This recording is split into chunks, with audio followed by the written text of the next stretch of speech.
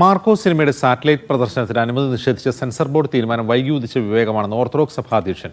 സിനിമയുടെ റിലീസിന് മുൻപ് കർശന നിലപാട് സ്വീകരിച്ചിരുന്നുവെങ്കിൽ വയലൻസ് രംഗങ്ങൾ ചിലതിലകം ഒഴിവാക്കാൻ സാധിക്കുമായിരുന്നു.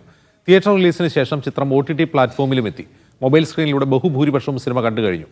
വിഷം വിൽക്കാൻ അനുമതി നൽകിയ ശേഷം വിൽപ്പനക്കാരനെതിരെ കേസെടുക്കുന്നത് പോലെ മാത്രമേ സെൻസർ ബോർഡ് തീരുമാനത്തെ കാണാനാകൂ എന്നും കാതോലിക്ക ബാവ കുറ്റപ്പെടുത്തി.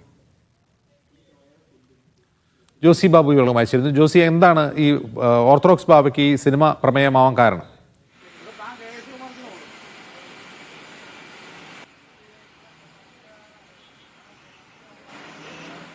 അജിംസ് ഓർത്തഡോക്സ് സഭ അധ്യക്ഷൻ മാത്യൂസ് തൃതീയൻ കാതോലിക്ക ബാവയാണ് മാർക്കോ സിനിമയുമായി ബന്ധപ്പെട്ടുകൊണ്ടുള്ള ഈ നിലവിലുള്ള വിവാദ വിഷയങ്ങളിൽ പ്രതികരണം നടത്തിയിരിക്കുന്നത്. സഭയുടെ നിലപാടെന്ന നിലയിലാണ് സഭാ അധ്യക്ഷൻ പത്രപ്രസ്താവനയിലൂടെ ഈ പ്രതികരണം നടത്തിയിരിക്കുന്നത്. ഇപ്പോൾ സെൻസർ ബോർഡ് ഈ ടെലിവിഷനിലൂടെ ഈ ചിത്രം പ്രദർശിപ്പിക്കുന്നതിന് അനുമതി നിഷേധിച്ചത് വൈകി ഉദിച്ച വിവേകമാണ് എന്നാണ് സഭാ നേതൃത്വത്തിന്റെ പ്രതികരണം. കൂടാതെ വിപണിയിൽ വിഷം വിൽക്കാൻ അവസരമൊരുക്കിയതിനു ശേഷം പിന്നീട് അത് തടസ്സം നിൽക്കുന്നതിന് തരത്തിലുള്ള ഇടപെടലാണ് ഈ അധികൃതരുടെ ഭാഗത്ത് ഇക്കാര്യത്തിൽ ഉണ്ടാകുന്നത്. വയലൻസ് അടക്കമുള്ള രംഗങ്ങൾ മുൻപ് തന്നെ വേണമെങ്കിൽ ഒഴിവാക്കാമായിരുന്നു.